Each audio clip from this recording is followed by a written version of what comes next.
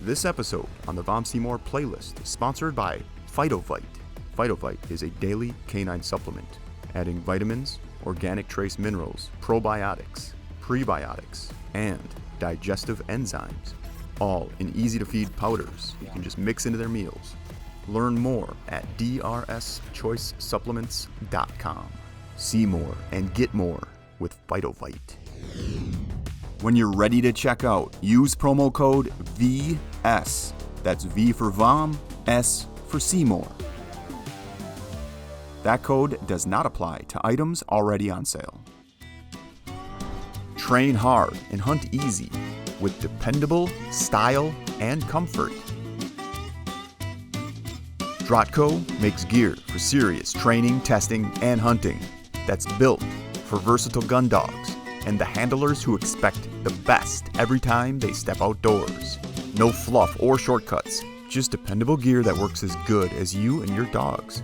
Shop now at drahtco.com. That's DRAHTCO.com.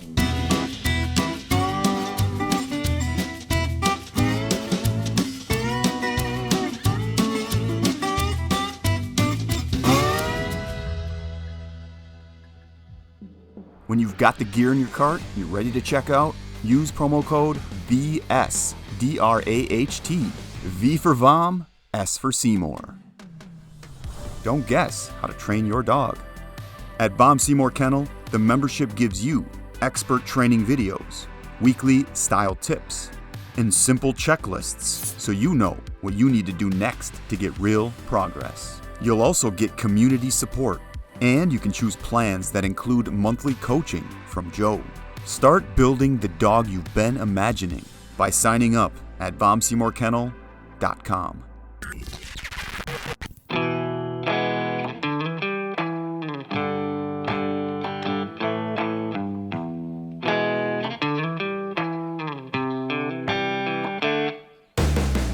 Welcome to the Vom Seymour Podcast, your one-stop shop to versatile bird dog training.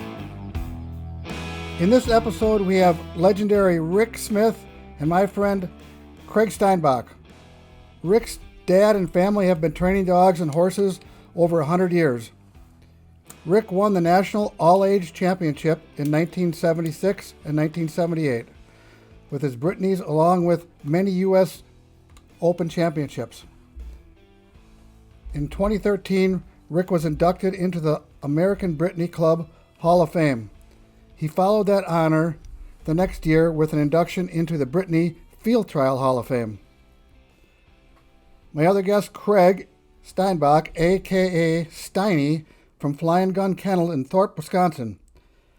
Craig and I started attending Rick's bird dog seminars in the early 2000s. Since that time, we both learned so much and now apply what we've learned to our own training programs. Craig has won several National Bird Dog Championships along the way. So welcome, Craig, and welcome, Rick. All right, Rick, first question is for you. Looking back at all the years you've spent teaching seminars, what lesson do students struggle the most with to understand? Patience. They don't take shortcuts. Don't buy into quick fixes. Be patient. Real important. I think we'll be talking more about just those things. Awesome. Craig, question for you. You've attended Hunt Smith seminars for over 2 decades. What was the biggest takeaway you got from Rick and Ronnie Smiths that changed your training forever? Well, just like Rick said, Joe, patience. You know, I was one of Rick's students that probably got picked on the most sometimes at seminars because, Craig, I told you. You just got to get that dog's head and wait for it, and it will come to you, just being patient and waiting for that dog to be quiet, look at you, and get good eye contact, and a calm mind is a calm dog. Yeah, and the 3 things that Rick always taught us is what? Come to us, go with us, stand still. Yes, sir. Those are the three things that we talk about every day in training. So, And that be still is the most important. yep, I agreed. What tests your patience the most out in the field? Let's start with Rick, and then we'll go to Craig. Being excited. If you're real excited and kind of out of control, your dog's going to be real excited and out of control. You've got to get control of yourself first. I know there's going to be several people that are listening to this that want to get into competition. These two guys have won a boatload in their breeds. And I'll guarantee you, I didn't even ask them before this. I'll guarantee you that these guys know they've got to get control of themselves before they even think about getting control of the dog. The dog's going to read you. Craig, anything to add? Yeah, I mean, I 100%, agree with Rick there. And, it depends. There's puppy stakes. There's open dog stakes, and obviously the wheels are going to come off with the puppies, and if you lose yourself, that puppy is not going to perform the way you've trained back home, because now when you lose yourself, all of a sudden the puppy gets confused, and next thing you know, the wheels are going to come off, so you just gotta hang in there and be prepared for something to go wrong, and hopefully it doesn't, and just roll with it. Rick, is there something I could do to maintain my patience and not get excited when I get out in the field? What can I do before I get out in the field? Oh, boy, that was a good question. I'm ready for that, too. Y'all have got, Joe's got my list that I sent. It's a book that was printed in 1920. Earl Shelley, he's in the Field Trial Hall of Fame. Won a national championship at Grand Junction, Tennessee in 1903. He's got a neat book. If you can get it, it's pretty expensive if it's in real good shape, but you can get them that's beat up, those first printings. On the last page, the last sentence, it says, when a person trains a dog, they ultimately have to train themselves, or they ultimately train themselves. Now, what that means is you've got your game plan. You've got your focus. You're not rattle-brained. You're not excited. You're not on the edge of being angry or whatever. I just look at that book and I can see that sentence. If you find that book, you can find it on webpage, or not webpage. Amazon. You can find it on Amazon. Buy it. You might get one that's beat up, that's maybe for $10. Look at that book and then walk out and go work your dog. It puts all the responsibility on yourself to begin with. Rick, to add to that, I believe your dad in his book said the dog will ultimately train you. Just watch what it's doing. Correct? Correct. What that means is if you're rattle-brained and you're excited and up, a great example, I've experienced it a couple of times when I was in competition. I was braced against a dog named Volcanic Express, just won the pointer bitch, won the national championship in Grand Junction, Tennessee, and I got braced with her in the Texas Open Shooting Dog Championship. The only Brittany. I was wired to the hilt. My dog busted out, really looked good. I mean, was flying. And as soon as he came to some birds, he just ran through them like it wasn't even birds there. That came from me, not the dog. Yeah, I got to witness that today. So you guys know that I got my knee replaced, so I can't walk the fields and do hands-on. But there was a couple guys here today training, and I got out there when they were about done because I was exercising. And the one guy was going out to pick up the launchers, and he had his Brittany running behind him as he was picking up the launchers. And then when he got back with the launchers in the yard here, he's putting them away, and his Brittany's running all over the yard. And as soon as I walk out and I see all this, I'm like, oh, what is wrong with this? Why is he doing this? He should know to put the dog on the chain. But no, he just lets the dog run around, and I just kind of let it play out. So they were doing some retrieving, and this dog has been force fetched, but he's not completed yet. But he decided to do some line work. And you think that dog would go down and pick those objects up like he had done before in the past? This dog was playing him all morning long. And he had no intentions to go down. It was a big cluster. The dog didn't want to pick him up, and so he struggled with it. And actually, the guy drove out of the yard kind of mad this morning. And I thought, geez, what the heck happened to him? I mean, I don't know. I didn't think I said anything to him to make him mad. And so I called him about 15 minutes later. He goes, no, I was just so angry I had to get out of there. I'm like, ooh. sorry, Roger. But then 15 minutes later, I call him and I said, here's exactly why your retrieving didn't work out today. In my eyes, it was because this dog was doing whatever the heck it wanted for about an hour there. And he just didn't have a handle on the dog. Does that make sense? Run around, rattle brain. Rattle brain. That dog's being taught that. Keep things, especially for the people that's going to be in competition. You got to train for the wrecks. You got to expect that stuff to happen. If they're out of control before you even turn them loose, they're going to be out of control after you do turn them loose. You always say that so good, Rick, and that's exactly what I was trying to tell him. But you come up with the right words every time. But that's right on the head. You nailed it.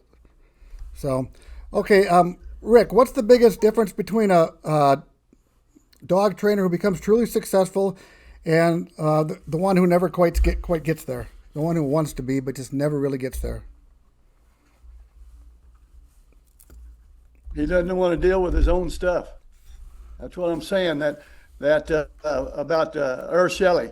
When a person trains a dog, they ultimately train themselves. You got to know yourself. You got to know your dog, but you've got to know yourself. And if you don't take your responsibility, just like, I don't think the guy was lazy. I don't think he was in a hurry. I don't think he was angry or any of the bad stuff, but he wasn't focused.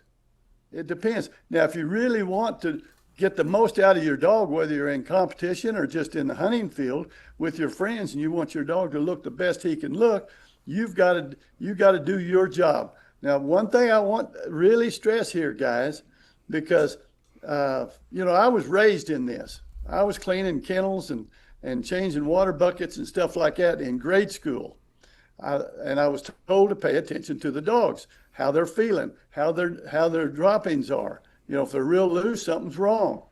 Now, I learned that from the get-go. When I work with people, I really feel that they say, well, I missed that, and I don't know if I'll ever attain this high level of training and getting results and stuff like that. You two guys didn't start out the way I did, but you came in green. You've been very successful. Joe, you've done very well in the Drahthaar world. Steiny, you've done very good in the Bird Dog Challenge. If anyone's got questions to ask you two guys, because what did you go through to get to accomplish what you guys accomplished? Both of you have a tendency of downplaying what you've done. Don't do that here, because you can help people, because they can say, well, when he started doing this, he didn't know anything. Maybe you hunted with your father or uncle or something like that to get started. But you guys read yourselves.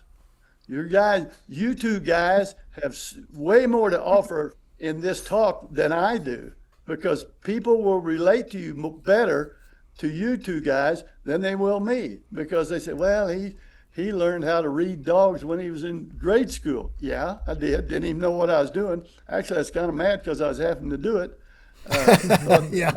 Sure. But I'm so glad that I got that. So in the rest of this podcast or Zoom or whatever we call it, you guys step up and add, because you've got lots of stuff to add. Well, neither of us are shy, Rick. We're not shy. But hey, I wanted to ask you a question. Now, this is a real easy one. How much did you make per day when you were 10 years old, when you first started training professionally? Oh, boy, that's a good story. That's a true story, too. I went to Canada to train dogs with Dad. And this was 1957. I'm 10 years old. And I'm driving the dog wagon, horse, and spoke wheels. That dog wagon belonged to my grandfather when he was going there, Dutch Smith. Anyway, Dad asked me, he says, what do you think I ought to pay you?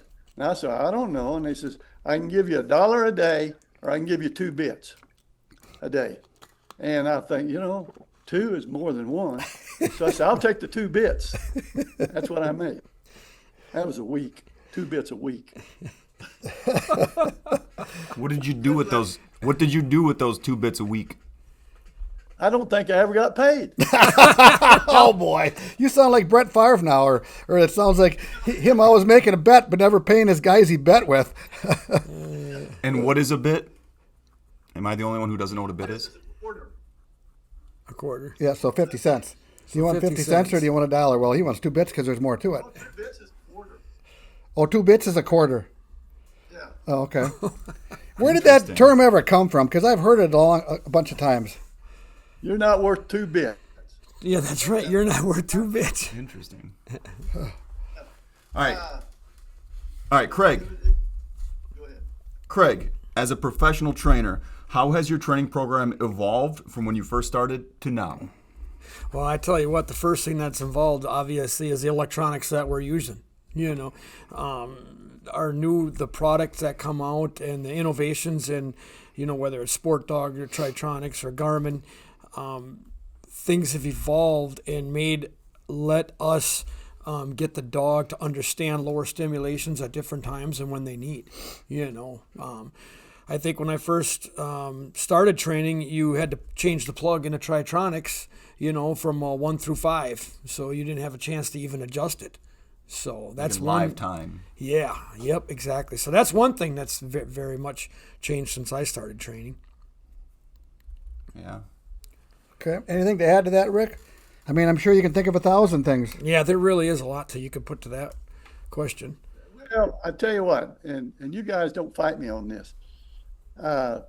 Won't y'all fill in what you have accomplished? If you'd walk in Steiny's garage, there's more huge trophies than I've ever seen in one spot. And if you go to Joe, or you mentioned Joe Almond out in the Drahthaar world, man, these are 2 big names in their breeds and in their field of expertise.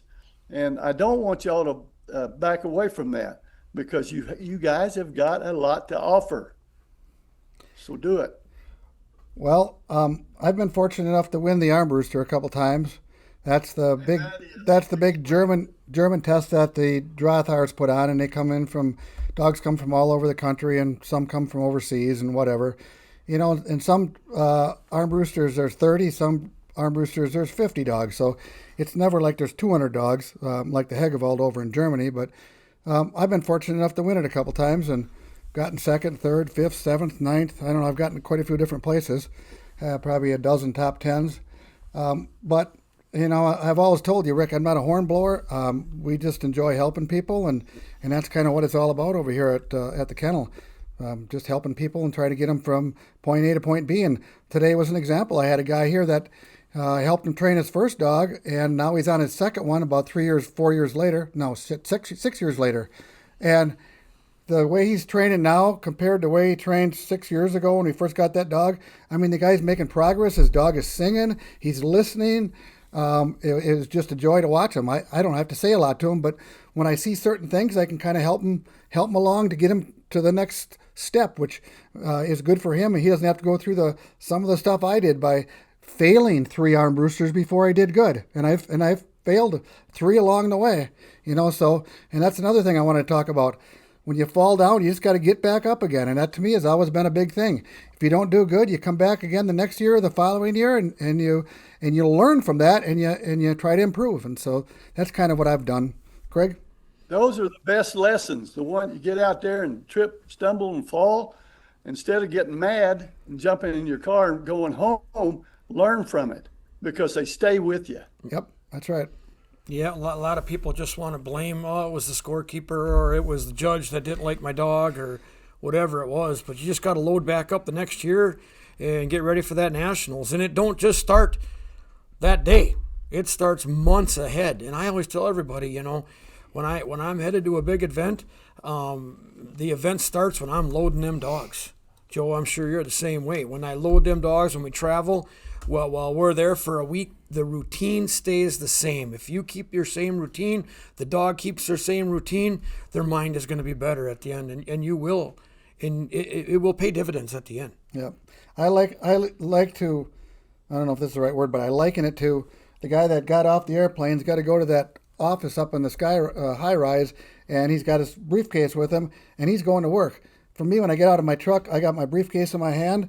My head's right up here, and I'm thinking the whole time, I'm not going to screw this up. We're gonna do it just like we're doing in training. We're going to keep my head on straight and try not to forget something. Try to just keep focusing on what we're doing. So focus. And when you guys need to make an adjustment, it's make an adjustment in your training and make that your new routine? An adjustment can be anything from cover. It could be different temperatures, different altitudes. I mean, I've competed all the way from New Jersey to Nevada, and I've ran across a lot of different types of terrain, cover, just dry, hot, humidity, cold, sleet, just a lot of different things. So when you got to adjust, you might have to adjust how you quarter the field or how you work the wind and stuff like that. But for the most part, yeah, you play the cards that are dealt to you. Yep. Yeah, I did that this morning with this guy. We went to the water and we were doing some retrieving work. And usually when the dogs come back on a retrieve, if they grab the object towards the end like that, we have the dogs e-fetch, so we'll bop that out of their head and then give them a little cue on the collar and then get the dog to pick it up again right away, because we were trying to make a correction because they're carrying it by the end of the object, not in the middle where I really want them. And so the dog went over and grabbed the object and kind of had the end like that, and the handler said, should I knock it out of his mouth like we normally would? I said, no. I said, we got a real nice, successful line into the water. The dog picked it up and came back. Let's just go with it this time. You know what I mean? It's just stuff that I could feel it. That wasn't the right thing to bop it out of his mouth at that time. In my eyes, no. Let's be successful with the retrieve and finish that, and then try to clean that up maybe on the land. So, I mean, it's little stuff.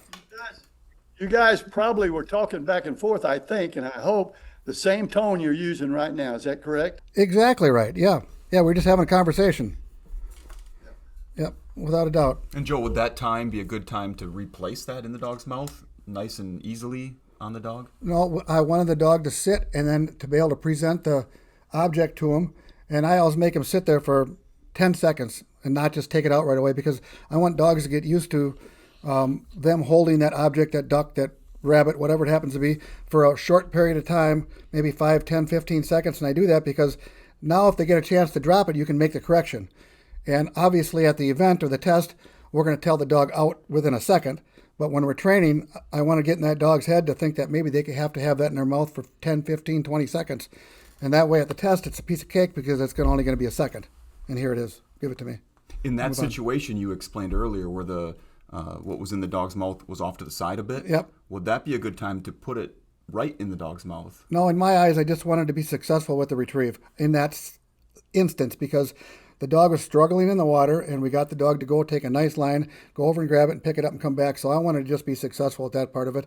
The other stuff I figured we could probably fix and work on the land and not try to mess up its water retrieve that the dog had done so well with right there. And even if you adjusted it nicely in the dog's mouth, that's still not good? I don't think so. Let's just take it and be done. Okay. Whatever. That's my thoughts. All right. So, what's that, Rick? Those were good thoughts. Yep. Question for you, Rick.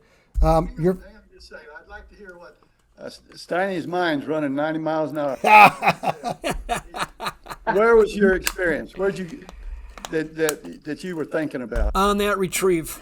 Back to Joe's experience on that retrieve, or what I would say, whenever we end something like he said, he wants to wait 10, 15 seconds. Not only that, even if he did have it in the wrong spot, holding it in the wrong spot, like you said, if you still get the dog's eyes to look at you on the delivery, sit in front of you, and instead of just grabbing it out of their mouth right away, what you're going to get is some mental commitment. Like, here you go, boss.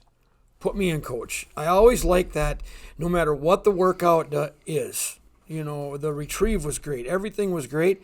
End strong. Start strong, end strong. And when I mean end strong, here you go. And just give that dog a few minutes why it's making that delivery. You know, you weren't in competition at the time. It was a regimen training workout. Just end with a good note, right? Yep, by all means. That's exactly what I was going through my mind. And that's kind of what we were after there, too, because it's a young dog. It's 14 months old, and we're just trying to be successful because these water retrieves for these young dogs has just kind of started with them. We're just getting them force-fetched. And so, yeah, we wanted to be successful and then move on for the next session, maybe down the road in a day or two. You bet. Well, this is good stuff. This is good stuff, folks. Listen to what these guys have to say. This is good stuff. So, Rick, your dad's methods have stood the test of time.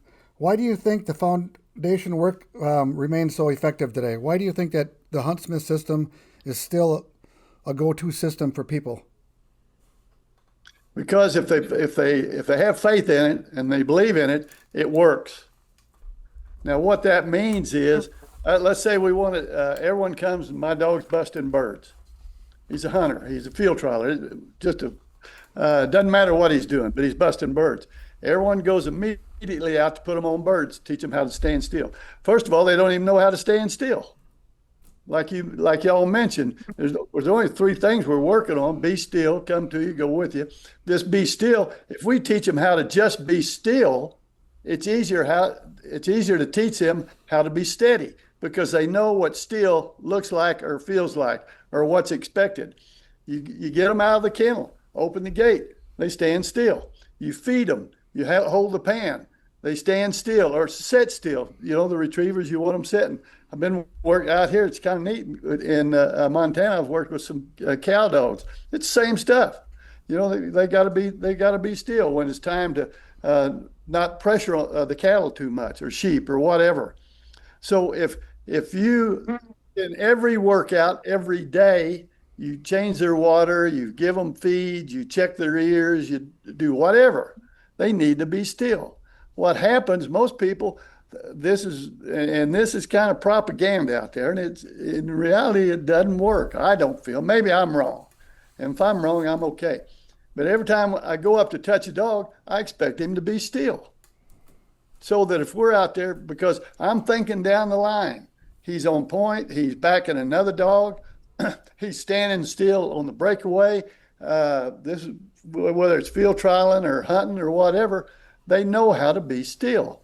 If the handler is consistent, if he's disciplined to do it, this is every day, every morning, every evening, afternoon. And if someone says to him, "Man, that's too much work," well, you're not going to get the best of that dog. If you don't keep the dog still, a lot of other trainers or other clients or whatever it is, they don't want to work on that being still. And it's a tough they just want to let their dog out. They want to let their competition dog just air out real quick and put him back in. They don't understand a different set of rules everywhere they go. Yeah, and that you just said a mouthful. Everywhere you go. Everywhere you go. That's a good one. Because no matter if you're airing the dogs on the travel, you might have a 15-hour travel, so you got to air the dogs a couple times. Well, make them be still before they come out. I know you're out there cold or it might be raining. Make them be still. And when you don't start doing that, that's when dogs start to fall apart. Then they get their head gets to go where they want, when they want. Be inconsistent. Yep, that's right. You're talking about traveling to competition, and you stop, whether you have 1 dog or 15 dogs, let them out real quick on a chain. And by the time you get the last dog out, you're putting that first dog back in. Well, if he's goofing around, when we just turn them loose to let them waller around, we're teaching them how to waller. And then they may take 10 minutes taking a leak or taking a dump. Now, where does that pop out that it really hurts you? Oh, I shouldn't say hurt. Interferes with what you're trying to accomplish. When you turn your dog loose in competition, they go out there and waller around, find a place to take a leak, take a dump, and then they take off. I loved seeing that. My dogs had already taken their dump or leak when I got them out of the dog wagon or my truck or whatever. They think they're getting out for about 30 seconds. They got to get it done. Put them back in, then bring them out, turn them loose. Your dog's taking off looking for birds while the other one's wallering around looking for a place to take a dump. They're trained to do that. So we want to teach ours. We don't want them wasting that time. They may only waste 30 seconds, but that might be the first covey that you get while the other one's hunkered up. Not that it's illegal. It's well training, good training, well training. That's some okie stuff. I wanted to ask you that question because now, let's see, I think the first time I was at a seminar was either 2000 or 2001. And did you come the same year or the following year? Following year. So we've been hearing this word waller since about 2000. Waller. Where the heck does waller come from? That's an okie thing. He just said it. I know, but I want to be able to understand it.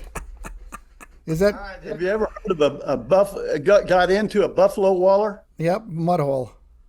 It's a mud hole. Yep. Hogs waller. Waller, yep. Hogs Okay. waller. Right. That's what we train our dogs to do is waller. Yeah. Well, they're not thinking birds. They're not thinking about finding anything or working them. They're not getting their mind on their business. They're out there wallering around. How much time all you have to do is watch yourself, watch your other people around you, and you can see a whole bunch of wallering. Well, as a dog, it's not a big deal. But in competition, especially in the competition you two guys are talking about, that at national level, that 30-second waller is liable to cost you. Oh, yeah. I see somebody pull in the parking lot, and they open their doors, and they can't catch their dogs, and their dogs are jumping all over them, and they're screaming. And all right. I don't think I need to add anything to that, but you know what I'm thinking. Yeah. You're thinking, that is not competition. That's money in the pot. That's what I'm thinking. That's right. Thanks for coming. Craig, what are some common mistakes amateurs make that you see often? Amateurs make. They are not getting themselves prepared the week before. I've seen it over and over again, with clients. And to their defense, I was there. I couldn't shoot straight, I struggled in different areas. I've got attention deficit bad myself, but you got to be able to gather yourself before you go to the field. And that's why, that they have an amateur division or a hunter division or a division that, you can get your feet wet, if you will. Even if it's entering your puppy, see what it's like, before you get into the all-age stakes or the open dogs and stuff like that. So I would add to that as in possibly the handler not staying focused. I mean, if, like I said earlier, when you get out of the truck, I got my suitcase, not literally, but my briefcase with me. But I'm thinking about for the next 2 days, I'm going to behave. I'm going to pay attention, and every aspect of the test, we're going to be thinking about it before, during, and after, and not looking forward to the next thing. We're gonna get this done and keep focused on the job.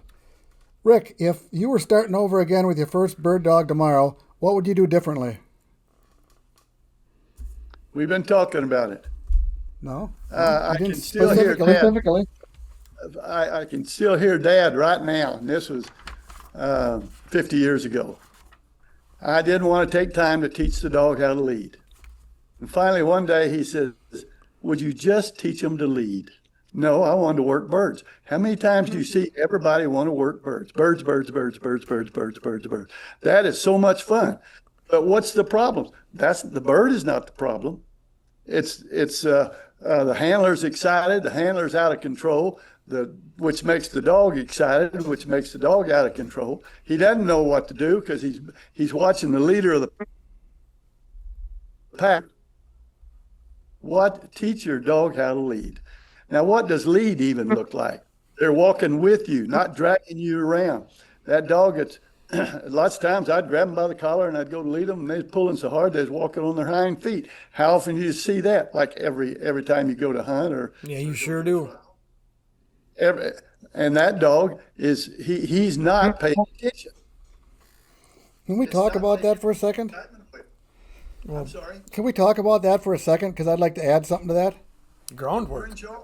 Okay, so I've judged quite a few of these tests, and I've seen dogs come in that maybe the guy lives up in North Dakota, and he's got a 12 or 13-month-old dog, and he's going to run this dog through a puppy test.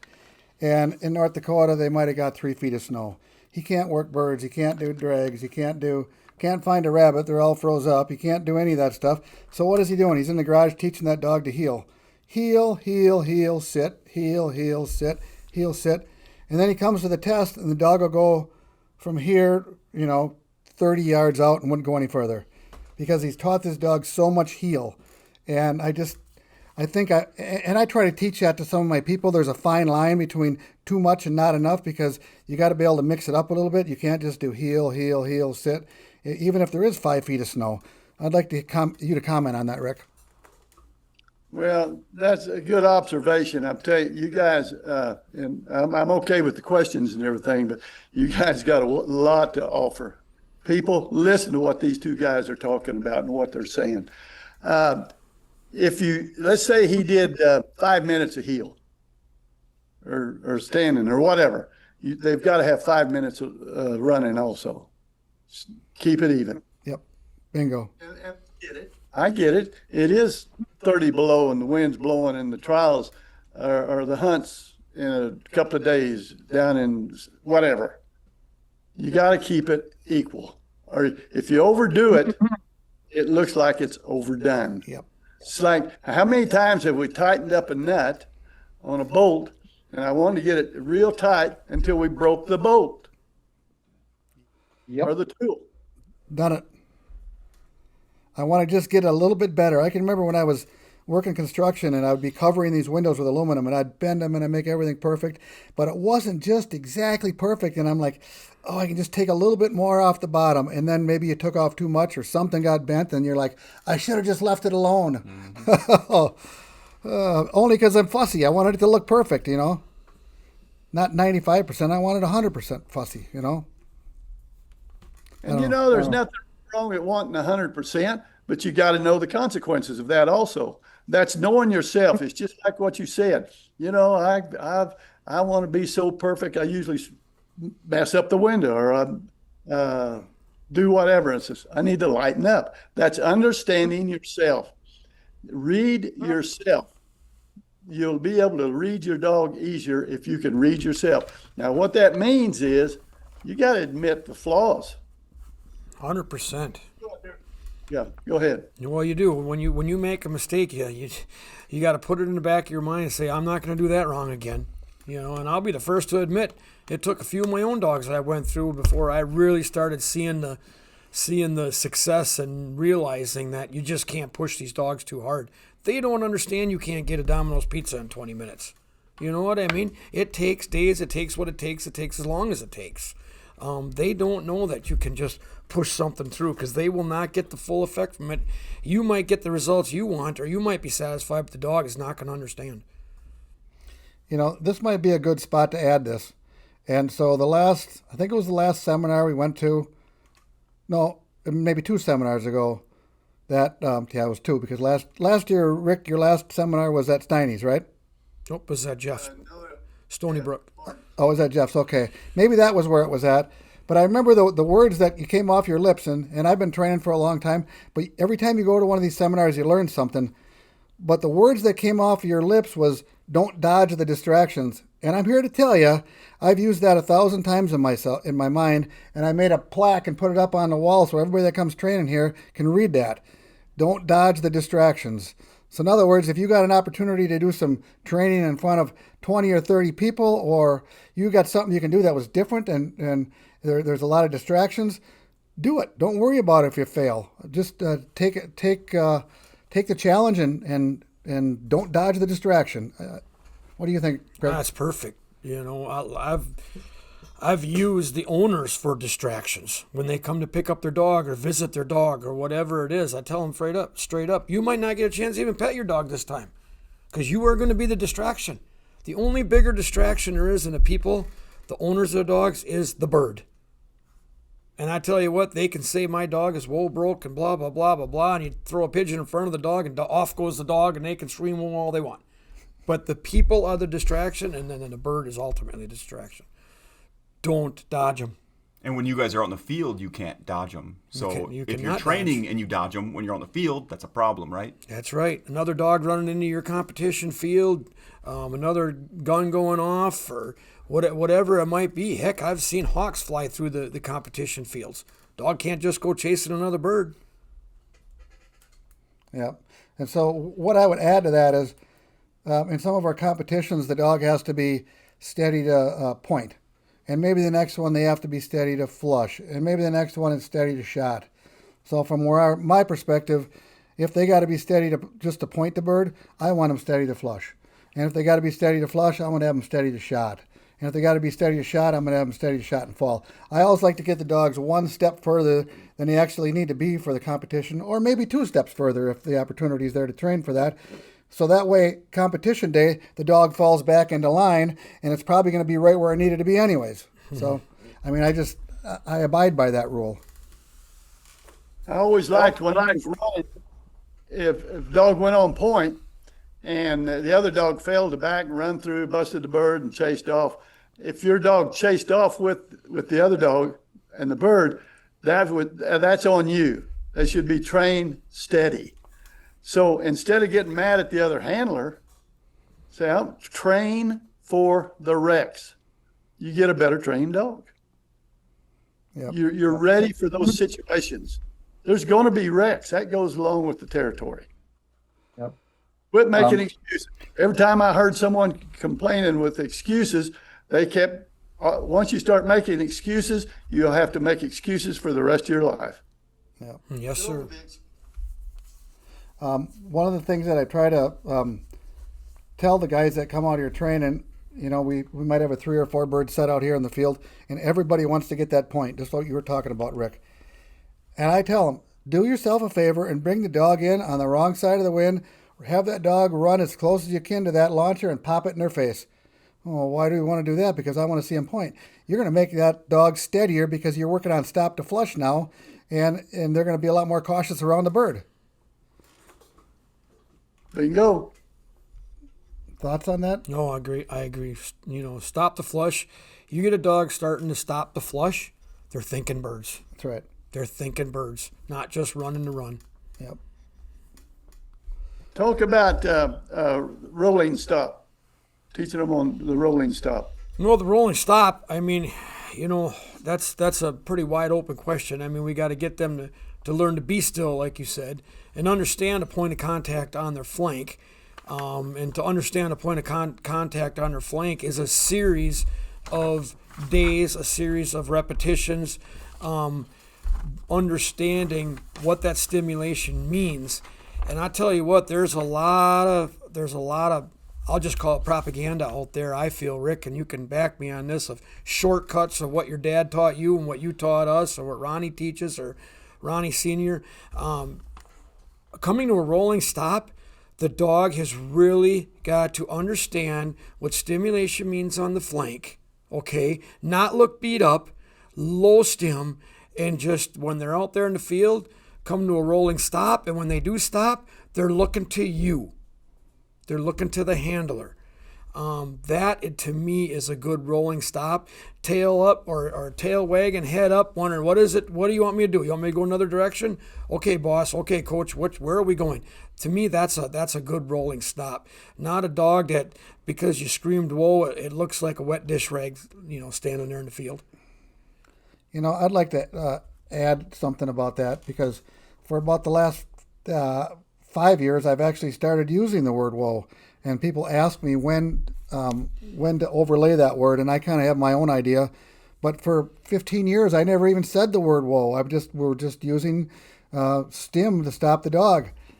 In your guys' mind, and the reason, first let me explain myself. The reason I like to use the word whoa is because if I walk up to a covey of quail, and maybe I should have my dogs better trained than this, but when I walk up to a covey of quail and I know there's birds up here, I might want to enforce it because I've got a gun in my hand just by saying whoa and walk up and flush the birds.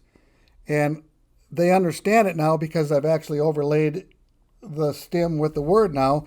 But what is your guys' idea about when to use the word, or don't you ever want to use the word? Well, my opinion, Rick, if you don't mind me going first here, I tell you what, the good Lord give them an instinct to smell that bird.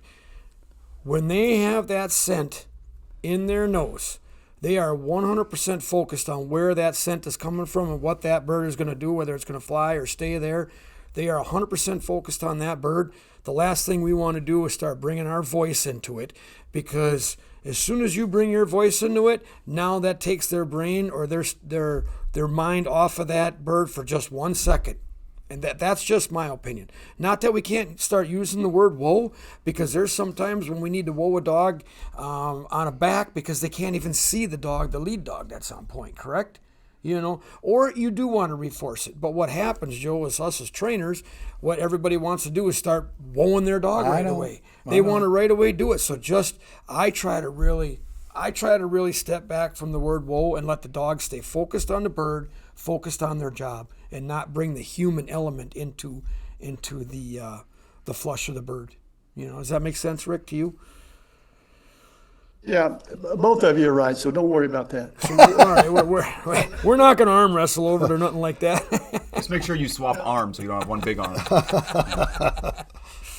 Okay, no, I don't say whoa. I don't try to prevent the wreck.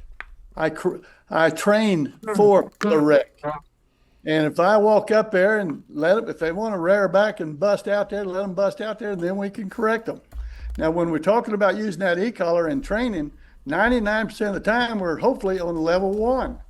To really appreciate that level 1, you got to put it on your neck and feel it. People are scared to death of electricity. 99% when we're using the e-collar, we're trying to get to a level 1, not a level 7. Now, if we're talking about de-snaking, we are talking about a level 7 because we want that fear. But if lots of times, like you said, Steiny, when you say something, they have a tendency to let down a little bit. Might start a little bit of ticking. Might start them turning, looking at you. The intense sometimes goes away. Now, some dogs don't. But if you really think your dog will bust, and you're worried about him busting, or let him come in, this needs to be taken care of before you even get to the competition. And I don't want us to just stay on competition dogs. These are all just training dogs. So no, I hardly say anything, anytime for that matter. They're off by themselves in a gully where we don't see them. Most dogs are taught, they get birdie, they get birdie, start working in, we go, whoa, and they'll point. But if you're not there to say, whoa, they bust their birds. They just ease on in, waiting for us to do our job. Our job is to be still. Put them out in the pack, wolves or anything, a pack that's out hunting. They're not talking to each other. Nature's been doing this for a long, long time, millions of years. You know, they watch each other. They pay attention. Just like we want our dogs, we shoot them out straight, then we angle off to the left. In reality, your dog needs to pay attention. If you're going left, they need to swing and go left, not because we screamed and hollered at them. That's my opinion, and I really believe in that. And I say I didn't discover this stuff. Very, very little of this whole method did I discover. Very little. I've got a teeny bit that I could call mine, but this stuff's been going on forever. You can read these old training books, and they're saying don't talk to them. Now the ones there's some that says easy, whoa, whoa, whoa, whoa, whoa, keep screaming and hollering. After a while, your dog looks like a wash rag. Yep, you're taking the dog's mind off of what the job is supposed to be doing. I guess that's the easiest way for me to explain it. Yeah, and the only time that I ever use it is quail hunting. If I have a covey of quail around me, sometimes I got a covey of 15, 20 quail, and I know they're all right here, and I'm like, whoa, easy. I'll say, whoa, and then birds flushing, you're all over the place. Bang, bang, bang, bang, bang. I don't do it in training, but I do overlay the e-collar at the gate and use the word whoa. That's where I start with teaching the word whoa with the stimulation and the word whoa at the same time. Right, wrong, or indifferent. But well, that means then you're teaching them that when you do use the word, it means something. Yep. It ain't no different than hear or fetch. Yep. Correct? Come with, come to, stand still. Yep. Guys that turn their dogs loose, just letting them out to dump, take a dump or get a drink of water or whatever, they're saying, here, ho, whoa, whoa. And the dog learns to not pay attention. They're trained not to pay attention. So when you use a command, if you're not running off at the mouth, it has more meaning. Yep. Your dog believes you. If you say something, they believe you. And it's important to maintain those meanings. So when you say it, it has to be connected with a certain action that you want, right? Correct. Yes. So you're teaching. Yep, exactly. So the action would be the come with, the come to, the stand still. You know, so when what Joe was saying is when he says, whoa, it means you best be standing still. The old term comes from a cowboy term when they were roping calves and doing their work, you know, whether it be vaccinations, branding, or whatever. When you told that horse to whoa, and tied off on that horn, that horse had to stand still. And if it didn't, it would either let the calf go, the cowboy couldn't do their work, or the calf will get injured. So stood still means stood still in the horse world. Correct, Rick? Something real small that I wanted to add to this conversation. You were talking about dog changing directions in the field. I just want to add one small little thing to this. How I teach the dogs to work with you in the field. I'll take a 8, 10, 12, 14, 16-week-old puppy and walk them out in my field, and I'll let them do the direction that they're going to go, and I'll go the exact opposite direction. And then they pick their head up because that little puppy wants to be with you. And then they start coming flying your way, and now they're over to the right. Well, now they're to the right, I'm going to walk to the left. And I'll continually go through this field, and I'll zigzag it and not saying anything to the dog, teaching that dog to pick its head up and pay attention to me, the handler. Man, there's an easy way to train a puppy. Oh, God, because all you're doing is walking. That's why we have a puppy jump start, a puppy development, and a collar foundation. Because you start with a puppy jump start, and that's what them dogs are doing. They're wanting to be with you. You go into a puppy development, which is more bird intense. They're still paying attention to you. You ain't got a handle on them. But as soon as you can't get that handle on them, that's when the collar foundation starts. And you start with a rope. You train with a rope. You back your training with an e-collar.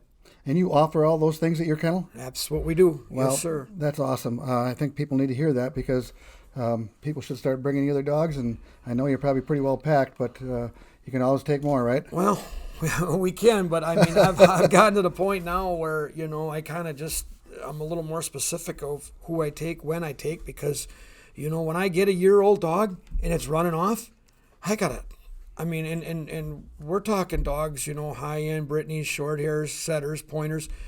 If I got to start with a dog that we can't even get a handle with at a year old versus somebody that came to me before they even bought a dog and say, okay, Craig or Steiny or Mr. Steinbach, when do you want my dog to start? I want that dog there before 16 weeks. Yep. So I can do that puppy jump start. Yep. All right, then I send them home. They come back for the puppy development. All right, they send them home and they come back and not only that, it's more financially feasible for the people. And they still get their relationship with their dog that they want. But in between those sessions, now you're able to give them homework. The puppy jump start is hardly for the dog. It's for the new people that come in. Right. We just don't need a dog jumping on us and bend. I don't want to say using bending down to their level. Don't take that out of terms. But I mean, if you're constantly going to cater to this new puppy, Mama already said no more. Yep. At like 6 weeks, 4 weeks, no more nipple. And all of a sudden we get these dogs at 8 and 10 weeks old and we want to recoddle them. The puppy jump start is for the people because we need to get these dogs going in the right direction. Otherwise, they're not going to have a direction by the time they're a year old. Yeah, because that dog is starting to train those. They're training the people. Training the people, big time. And I get this all the time. Why I want to have a good connection with my dog. I won't want my dog to forget me or whatever it is. And I say, well, that's for you. It ain't for the dog. Because as soon as you drive out my driveway, them dogs are going to be looking at birds. Right? The ultimate distraction. Yep. That's right. 100%. Rick, what was the most challenging or difficult training method that you experienced through the years? Buying into the importance of the foundation. Amen to that. Yep. I agree with you. It always goes back to the foundation and the fundamentals. Let's talk about the retrieve.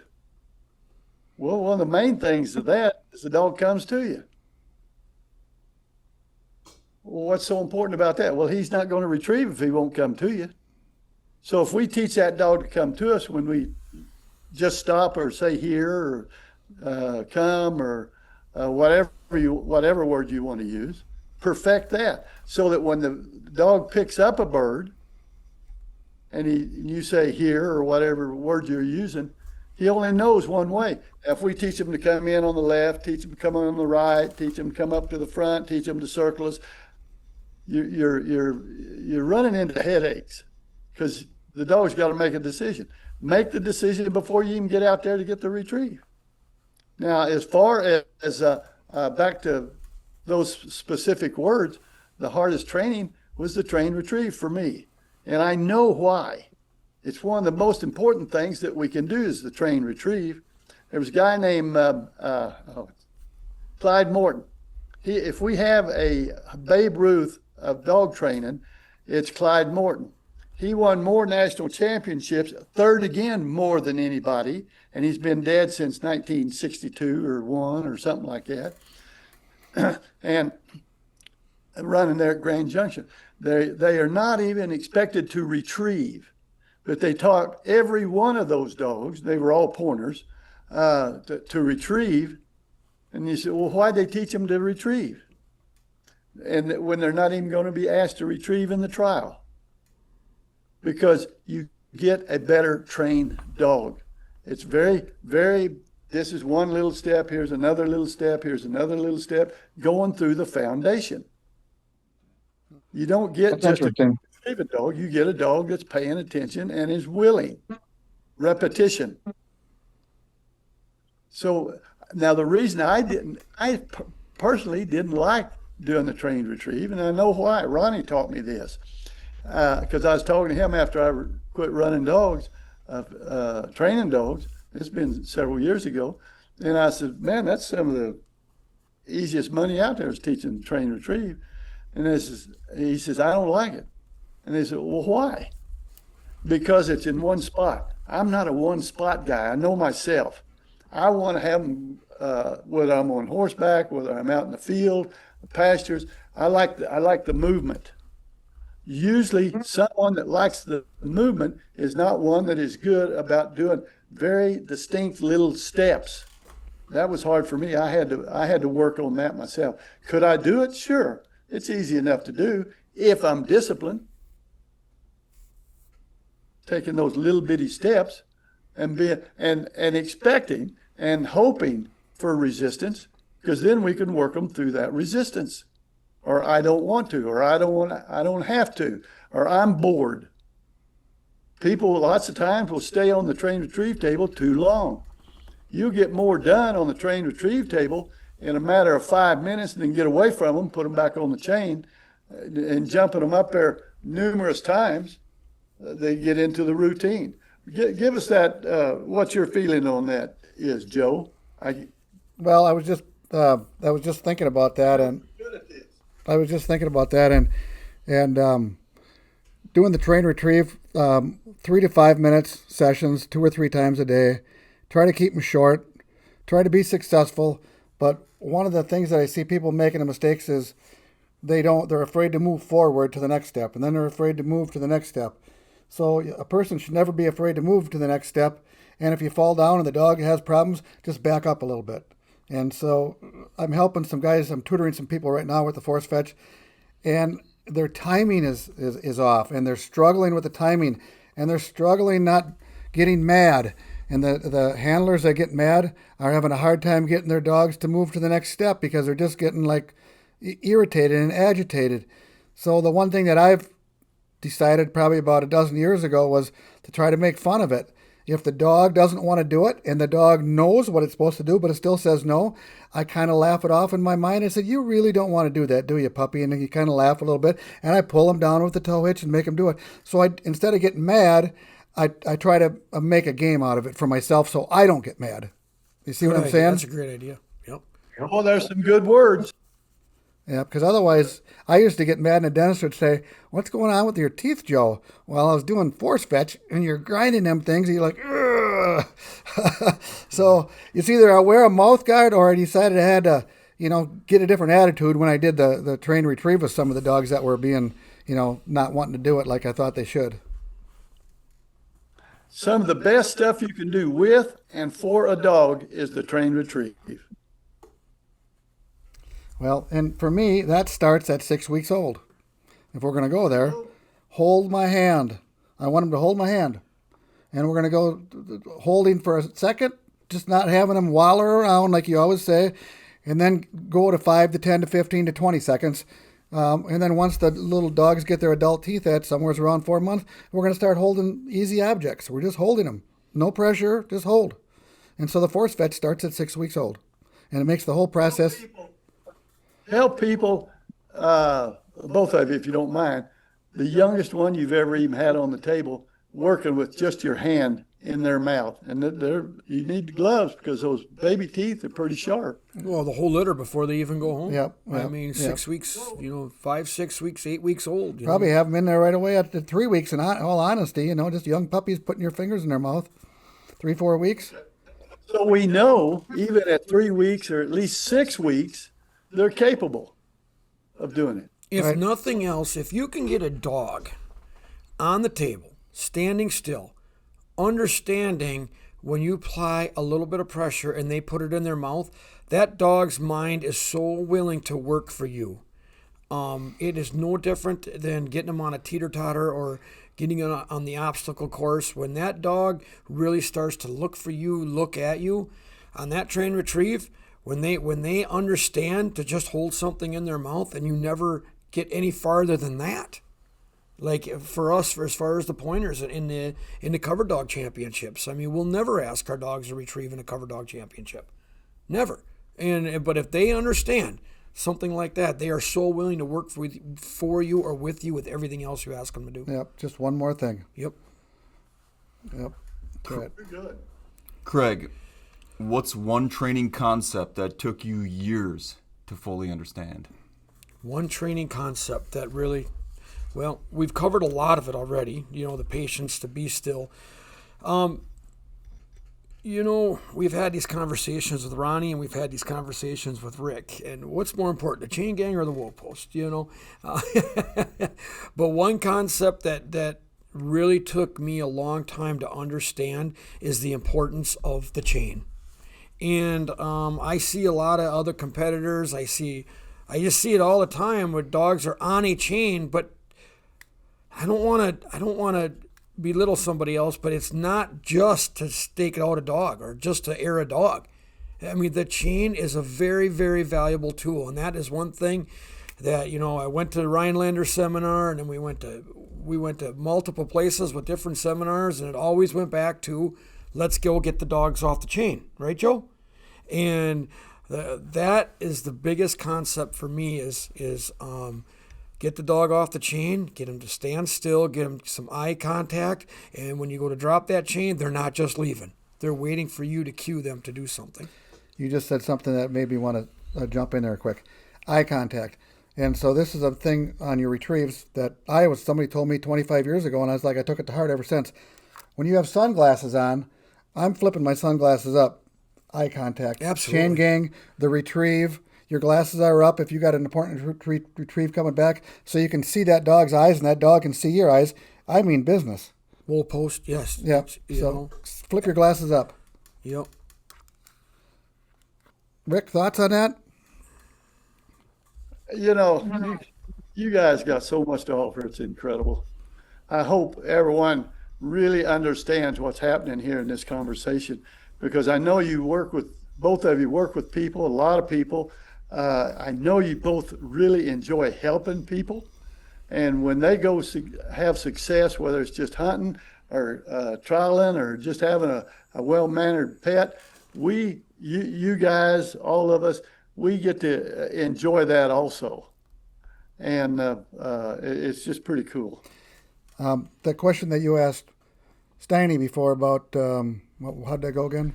The concept. One Concept. concept that took them a little bit to get. For me, it was the wool post. I mean, I went to how many seminars, and I didn't really understand it. I honestly didn't. And I always had Sonny Picar's wool post my dogs. I was in the construction business, and so I'm like, Sonny, take my dog for 3 weeks and wool post it for me. And so finally, about 20 years ago, I was like, I had enough of this. I'm doing it myself.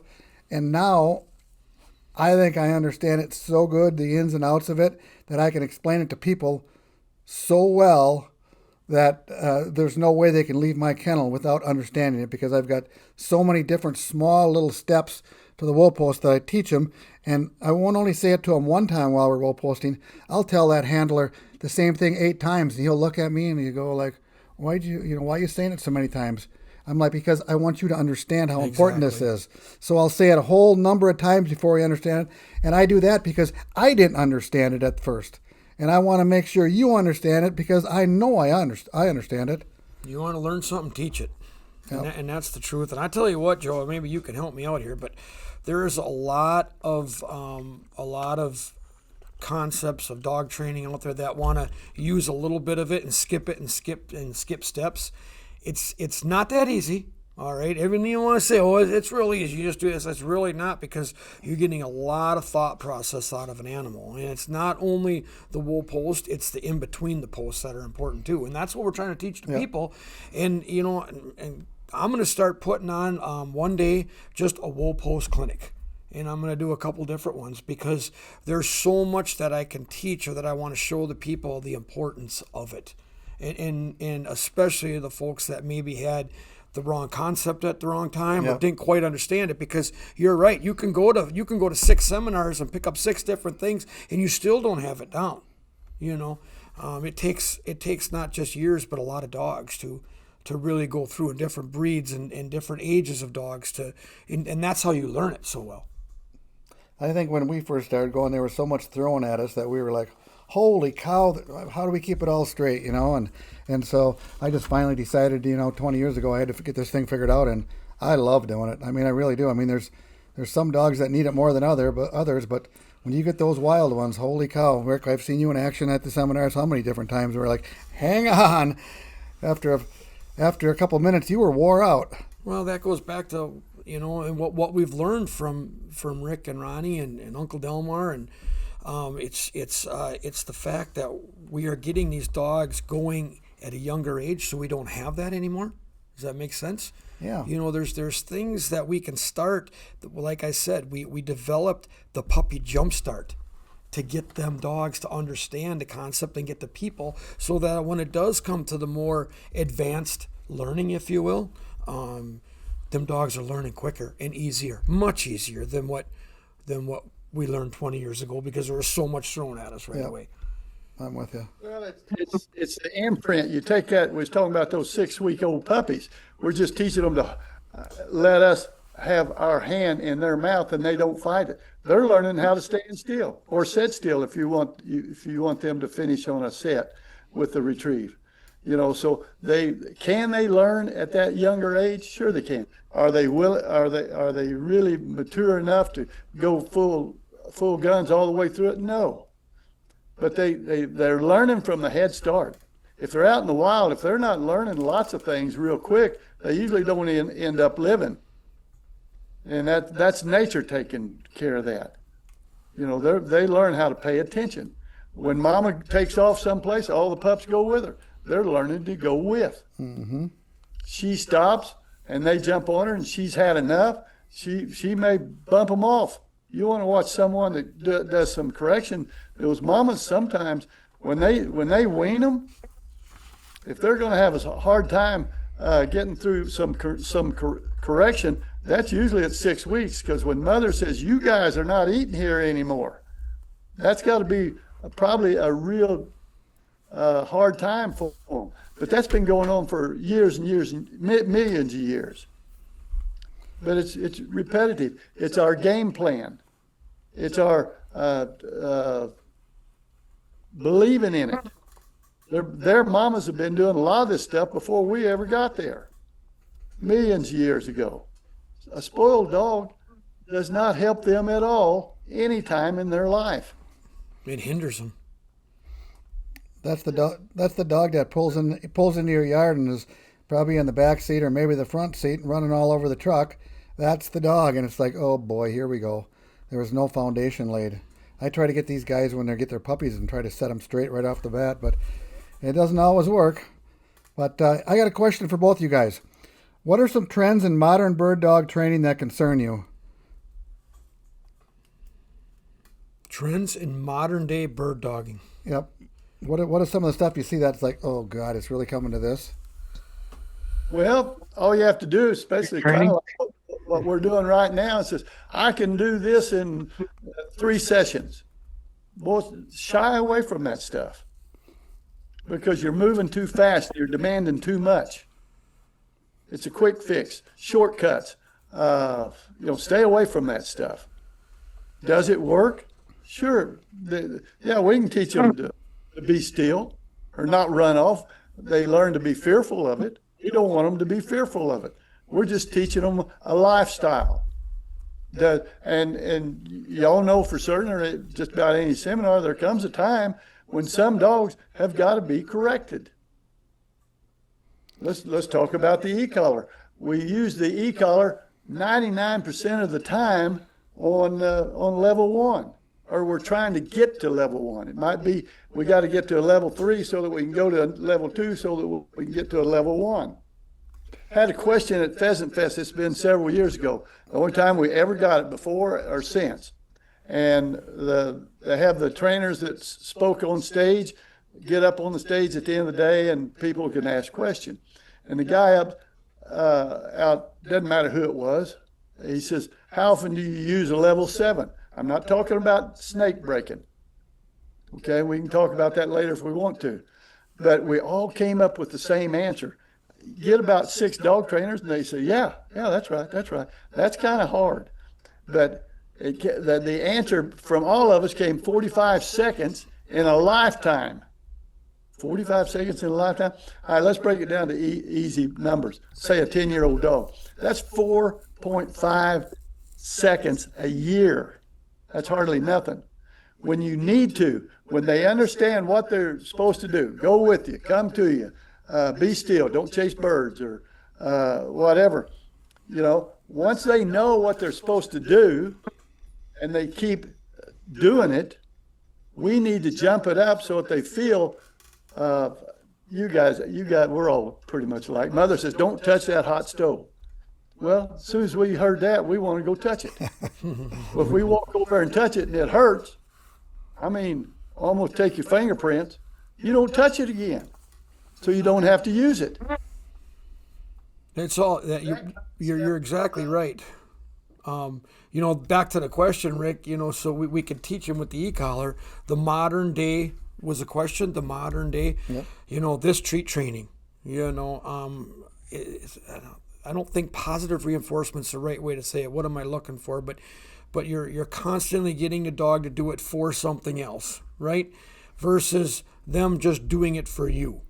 Okay, so there's different concepts, there's different ways of getting it done, but in the ultimate, at the end of the day, you have a spoiled, rotten dog, and then we get dogs that's when you get dogs that are a year old or more trying to come in for real dog training.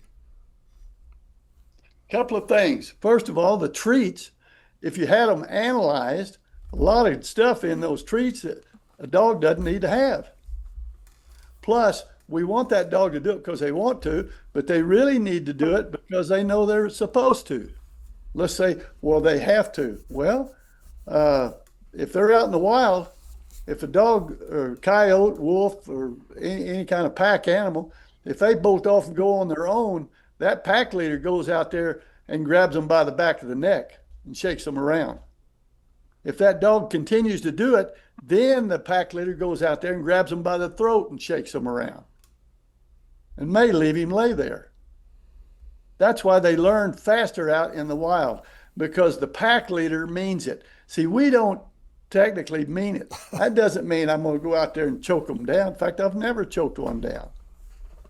And but there comes a time for correction. There is a place for correction, not in anger. Because if you do it in anger, it becomes a fight and a resentment. You can correct dogs if you're just with the same emotion as I'm going to go over there and pick up that collar off the table. There's no emotion. That's just a correction.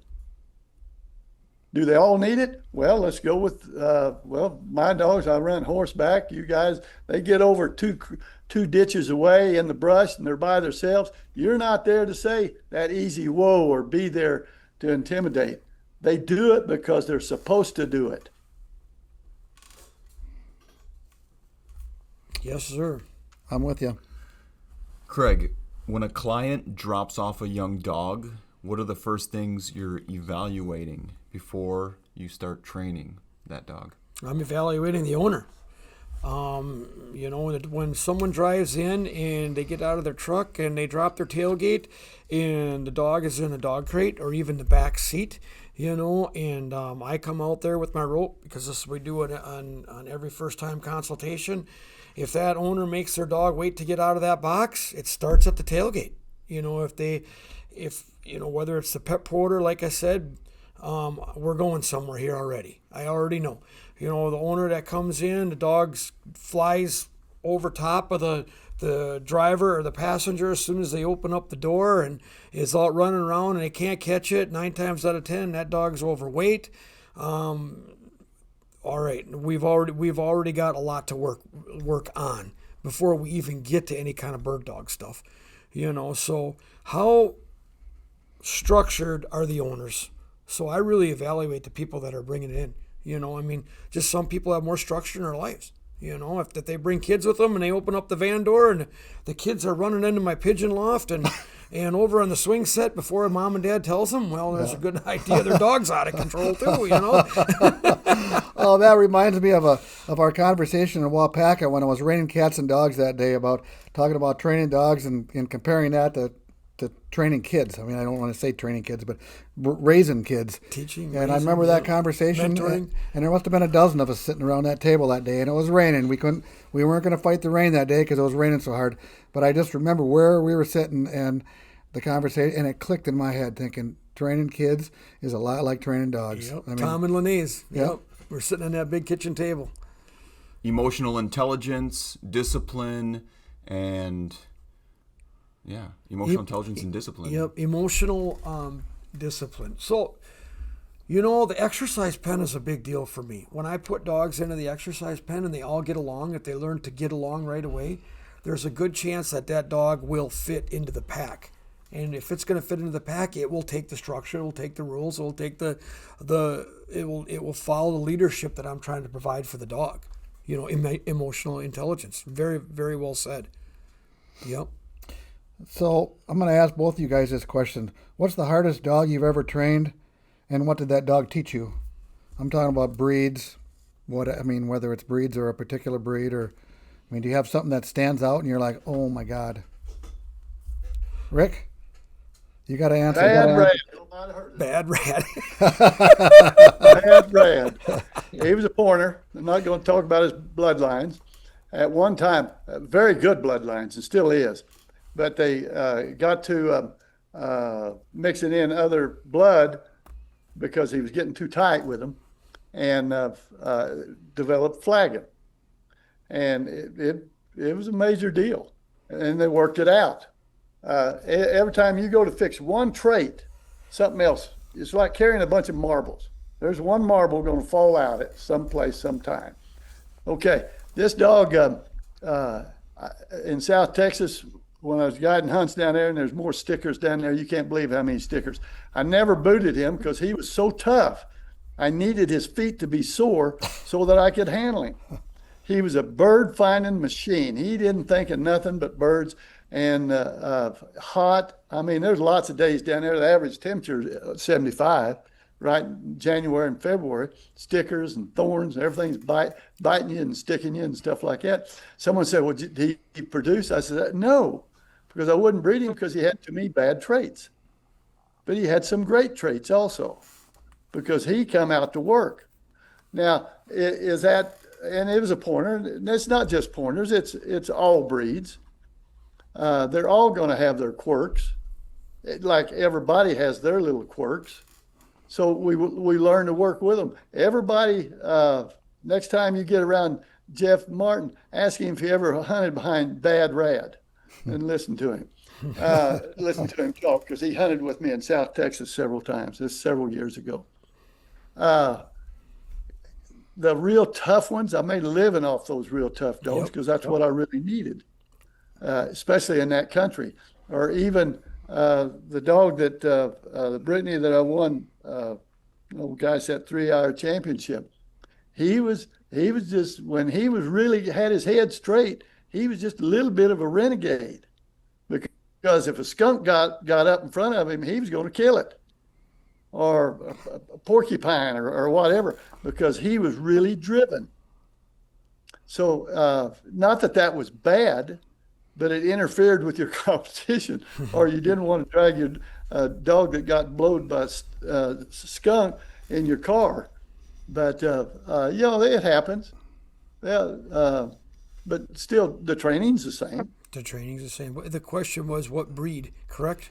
What dog? Doesn't have to be a breed. What dog is the one? So I don't want to particularly, I guess where I was going with that, particularly pick on a necessarily breed or a dog, that has taught me a lot or taught me the most. But I will tell you, and there's the rumors out there, all Steiny don't like wire hairs or Steiny don't like Drahthaars or German short hairs, and that ain't the case. It's not, my particular breed might not be your particular breed, but it doesn't mean that I won't train a dog that comes in. But the dogs that have taught me a lot are the German bred dogs. And I will pick on them a little bit because that's the question. So I will just elaborate a little bit on it. But they are tough and they are versatile. They're like a Swiss Army knife. And I've found out what they've taught me over the years, the German short hairs, the wire hairs, is they do need more structure. All right. If I'm right here, I believe the Germany and the German dogs are not bred to be in a pack as much as like the English dogs.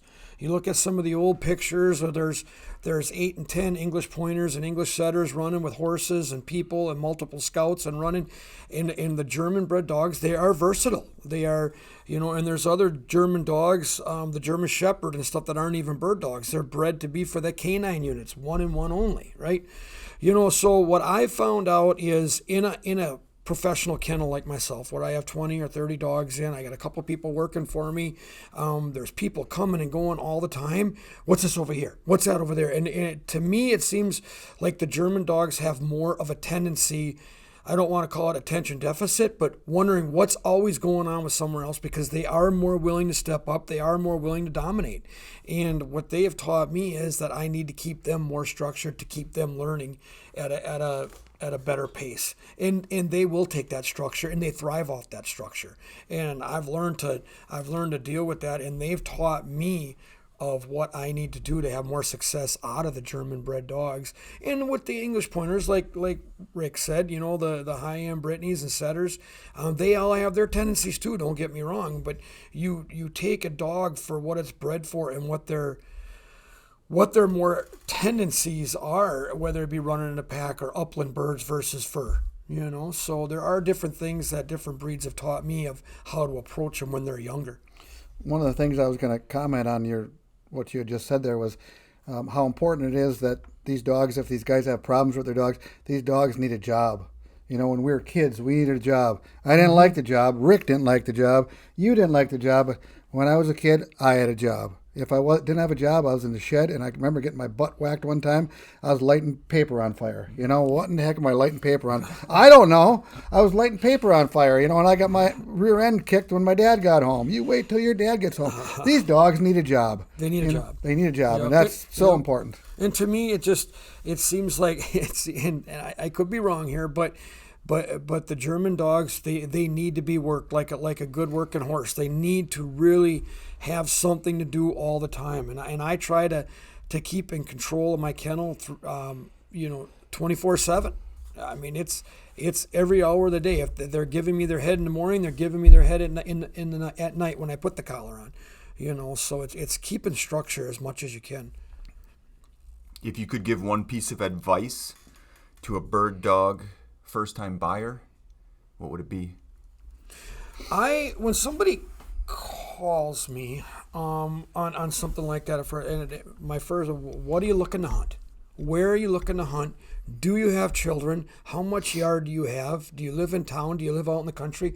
There's a lot of questions. Again, this goes back to earlier, our puppy jumpstart program. When someone calls me before they even get a dog in their family, if they're not a good citizen, if they're not a good family member, they're not going to be a good hunting dog either. So my advice of them is, after kind of analyzing those questions, it might be, you just need to go find a good old lab. And a Labrador Retriever is just a great all-around breed. You can take them upland hunting, you can take them waterfowl hunting, but if you do want to hunt fur, if you do want to hunt feather, you might want to look into a dog like that, But some of the first advices I can give to them is get them crate trained. That is just an important thing. And what that boils down to is the structure. Be still, be calm, and learn resistance at a young age. Because if they can't take that, not resistance, but learn that structure and that, what's the word I'm looking for? Being on the chain or being in a pet porter or being in a dog box, not confined, but learning restriction. That's the word I'm looking for. Restriction. Boundaries. Yep. Yes. Restriction is a whole realm of things. Like I said, it can be the dog box. It can be the stakeout chain. It can be the pet porter in the kitchen. So whatever breed you do decide to get, teach it restriction first so we can gear from there. If you put a third grader in a classroom and they're not sitting in a desk, it's just utter chaos. We got to get that kid to sit still in a desk so that they pay attention to teacher. If they're going to come in and if they're going to try to be the teacher, you're going to come to the kennel and you're going to be a student. You cannot be a teacher because I'm the teacher. There's only one teacher. Yep. So. That's right. That's no different than a dog being on the chain gang. That's my student. They're at their desk. I'm teaching you. You got to behave at the chain gang. And they own nothing. Yep. They own nothing. You provide them for the bowl. You provide them with the food. You provide them with the freedom, the playtime. And when they start to appreciate that, they will start to appreciate your family. They'll appreciate your couch, your truck, your yard, and eventually they will understand that you are the leader when you're out hunting, whether it's competition or just a good old hunting dog. Yep, good stuff. That is great stuff. Pay attention to that, folks. How do you know when your dog is mentally ready to advance in training versus a handler being in a hurry? How do you know when a dog is mentally ready to keep advancing in the training? That's the question, correct? Correct, yeah, versus just being, it's a week later, it should be ready. Yep. Hurrying them through it, just getting it done. Yep. So obviously, like a younger dog, right? Attention span, right? Let's just go back to kids, a first grader versus an eighth grader versus a kid ready to graduate. You got to look for those quick, small moments in a young puppy. And when they will learn to either sit still or stand still. And when you take them off that chain or you let them out of that pet porter, and when they look at you, and they give you enough time to put on that little tag rope, that little puppy rope. I sell them at the kennel. I want every dog that goes home after their puppy jump start to be dragging a rope. That is when the dog starts to, okay, put the rope on me. Now I can go play. All right, it's that simple. Then they're going to stand still a little bit longer. Then we're going to get them up on that table and start doing stuff. So the dog will tell you when it's ready for the next step of training. Explain that rope. I have my answer in my head, but why are you putting that rope? Because people are asking me all the time, why are you putting that rope on that 8-10-week-old puppy when you let it out the door? What's the purpose? Yep, because you train with a rope, you're back to training with an e-collar. If they're not willing to accept that rope being on, and not only that, you're building a point of contact on the dog's neck. The dog is just, let's say, 20 feet from you. All right, come here, little puppy, come here, little puppy, come here, little puppy. They're going to say over and over again, well, if you have a rope on them, you can step on that rope and you can bring that dog into you. You're already building a point of contact. Voila. You're building a point of contact. You're understanding. You're building a working relationship with an 8-week-old puppy. Yep. And then when they do get to you, don't let them jump on you. Just make them be still for a second, then pick them up on your terms. So that rope is so huge. And not only that, when I do get out there and I'm check cording that dog at 10 and 2 and making it turn out the way a check cording properly should be done, in my opinion, the dog already understands it's just got a rope behind it. It's no big deal. And then now I'm taking its head and I'm guiding it and gearing it to where it needs to go. No different than lunging a horse in a round pen. We should do a whole seminar just on check cording, because I'll tell you what, I try to teach people to check cord, and you can't get good at it from today to tomorrow. Well, you've got to work on it. I think what I'm going to start doing is, it's hard to get people to commit to a whole weekend. I get it. When Rick started and Delmar started these seminars, Friday was a huge part, right, Joe? Yep. It was a huge part of the seminar. And now we've gotten away from Fridays, and now we got people leaving early at 2-3 o'clock on Sundays, and I get it. It's hard. So I think what I'm going to do is start breaking the stuff down that Rick and Ronnie have taught me, and maybe doing a chain gang clinic, a puppy clinic, a wool post clinic, a train retrieve clinic. In segments, and what I'm hoping to do is build a tiered system that, if somebody comes and does 3 hours with Joe, they come and do 3 hours with me. Now they understand a big part of the concept, so now they already have 3 or 6 hours. Now you can make it to that intermediate seminar, or you can make it to my wool post clinic for one day. Because if you just try to come to a wool post clinic, you're not going to understand, because you missed the whole chain concept. Yeah. Yeah, and you might deliver it different than I deliver it. There you go. And maybe so and so understood it from you better, or they understood it from me because I explained it differently. So yeah, no, I think that power of perspective. Yep, that's right. Different perspective. Different perspective, but I want to same outcome. Yep, exactly the same outcome. But what they need to do is spend 3 hours with Ronnie or 6 hours with Ronnie or Jeff Martin, and really understand the process that Rick has taught us. Constructing boundaries, using emotionally intelligent discipline. It's called a scaffold system. Yep.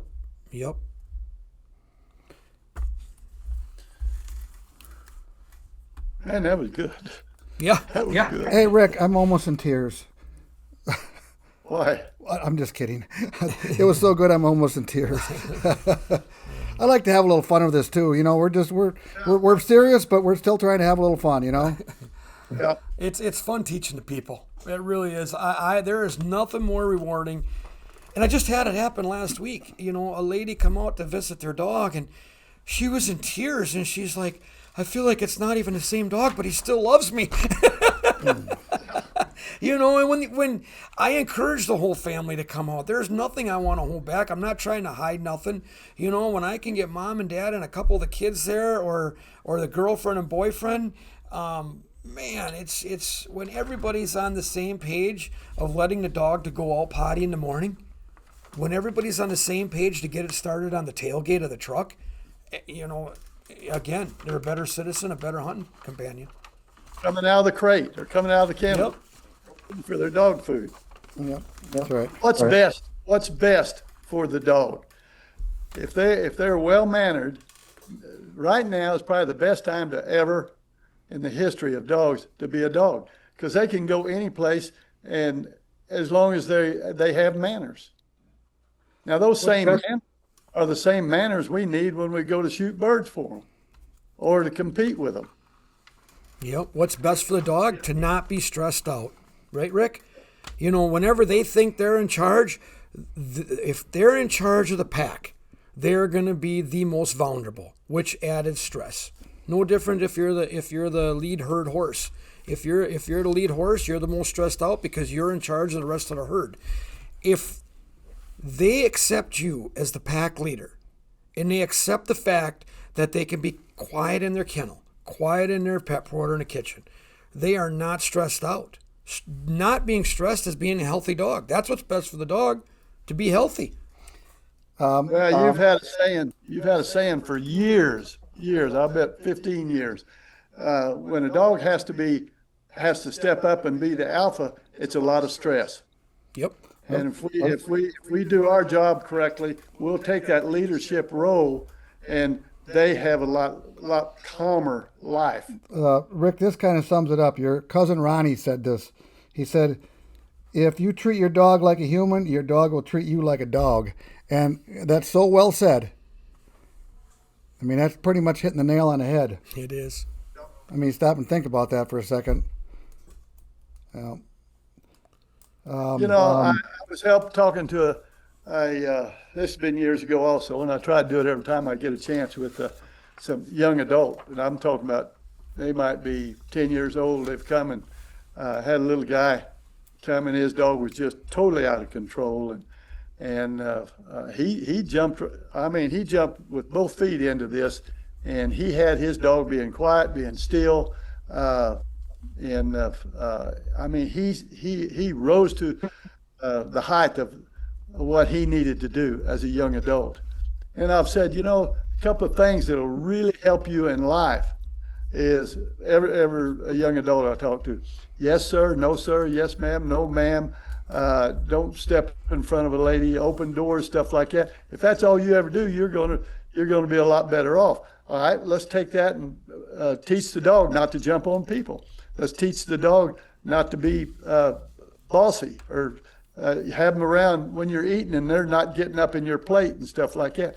If they can do that, and they can do that, I don't care what breed it is, they're going to be more involved.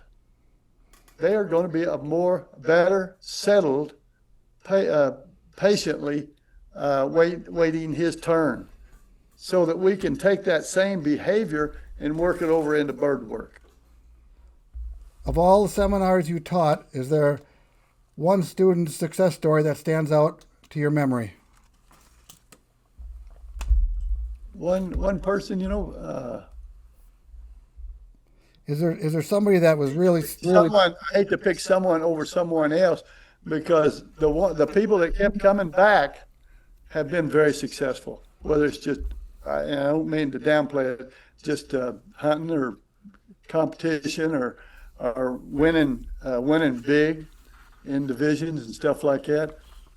I remember one of the best dogs that ever went through boy, we had him on our brochures. Britain, he looked like a statue when he went on point, high tail, and just a magnificent dog. And I've always recommended, if you're not going to breed them, neuter them. Well, they neutered him, and he could have been a stud dog. I'd like to say something here real quick, and you can help me with this, Steiny. Last time I was there at his place, and Aubrey, his daughter, she was asking me a question. She said, well, when someone stands next to the round pen, the fence, he shies away from that person. And so we had enough people that we could totally circle side by side that round pen. So if he shied from one person, he's going to have to shy from all of them. Anyway, and I knew this was going to stress Aubrey out. It would stress anybody out. But she was 17 at that age, maybe 16, I don't know, I forget now. And I says, you can do this. Just don't pay attention to the people. Anyway, she was in the round pen. The horse is just a wreck. He doesn't know what to do, because we had someone leaning up against the fence all the way around the round pen. And do you remember this incident, Steiny? I do. Yep. Yeah, and I want to hear. I hope you talk to her about it, because all of a sudden, just out of the clear blue, that horse started working like he was a champ. And I said, "What do you think happened?" I think she relaxed. Am I correct on that, Steiny? Yep. She just stepped up and said, "I'm going to do this." And when you have that confidence and you exert that energy, the animal feels it. And being confident doesn't mean being arrogant. Being confident just is I got this. Take a deep breath and I got this. Score's tied. I need this free throw, right? And I think that's what she did. Yeah, I do too. I can't imagine what was going on in her mind, because it was a wreck for a while. And I'm sure she felt judged, worried about doing right, wrong, all this kind of stuff. But boy, when she changed, that horse changed immediately. Now, why are we talking about horses? It's just animals. Same thing with the dogs. Yeah, that was a stressed out horse anyway. Yep. Yeah, and just never had strong leadership behind it. That's what it was. Yep. So basically, you're telling me there was some indecision there? She wasn't sure of herself. So it goes to dog training. When you watch a guy and he's handling his dog and he's not sure what to do, there's so much indecision, the dog struggles with that. The dog's not sure what to do either. He's not sure, the dog's not sure. It's the same thing. Yep. She relaxed. She didn't have any indecision. She just bucked up and said, I'm going to do it. There's been a ton of things that has been said that is real good. But just what you just said, Joe, is probably, if we got that across to everybody or most of the people and stuff like that, that's probably the best thing we gave them. Good. Yep. Thanks, Rick. Hey, and thanks for joining us. This means a lot to us. You and Steiny coming on my podcast. This is on my 8th or 9th one, and I'm thrilled to death that both of you guys came in. We got to talk about huntsmith and dog training, and thanks, Travis. He always does a great job helping me with this and getting everything set up. He's the brains of this operation. So I want to thank both you guys for joining. If you guys got something you want to say at the end here, or we can call it quits, and thank everybody for listening. Yeah, glad to be a part of it. I guess if I had one little quick thing to say, a dog we hope is going to be a 10 to 14 year commitment to your family, right? And a little bit of work or a little bit of investment up front is going to be pay so much dividend in the long run. That's what we're all talking about here. So when you do go to when you do go to buy a new puppy, pick out the right breed. It's not like a deer rifle. It's not like a bass boat. It's not something you can just pull out once in a while. It's with you. It's with your family, 365. Yep. So a little bit of extra work up front of what the stuff we're trying to stress here is going to just pay off in the long run for the dog, for your family member. Yep. So be consistent in a good way. Yep. I mean, if you're one day let them barge out of the kennel and the next day they make them stand, no, don't do it. You're standing every time. You got to be consistent because that's what the dog's like. The dog likes consistency. So taking on a dog, taking on a pet it's a lot of responsibility. So own it. Yeah. Anything else, Rick? Yeah, if you two guys got something to say, listen to them. Rick, I want to tell you mean a lot to us guys, and over the years, you mean a ton to us, and I appreciate our friendship. Me too. My friends are the people that, like you guys, are scattered out throughout the United States, and they're all dog people. Yes, sir. Same tribe. Same tribe, yeah, that's right. Yep. All right, I guess we're going to call it a close. Thanks, everybody, for listening. Hope you enjoyed it. Rick and Steiny, you guys are awesome. It's fun, and let's do it again in a couple years. Thanks for having me. Take care, guys. You bet. You bet. Adios. Train hard and hunt easy with dependable style and comfort. Drahtco makes gear for serious training, testing, and hunting that's built for versatile gun dogs and the handlers who expect the best every time they step outdoors. No fluff or shortcuts, just dependable gear that works as good as you and your dogs. Shop now at drahtco.com. That's DRAHTCO.com.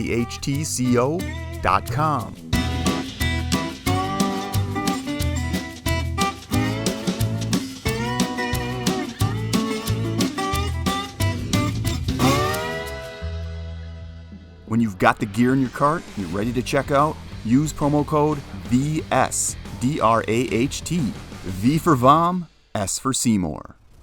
This episode on the Vom Seymour playlist is sponsored by Phytovite.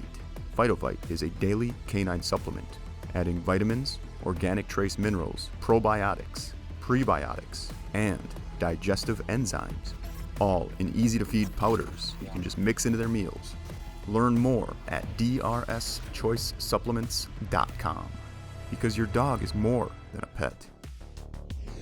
When you're ready to check out, use promo code VS. That's V for Vom, S for Seymour. That code does not apply to items already on sale. Get in on a training system that's been proven to work.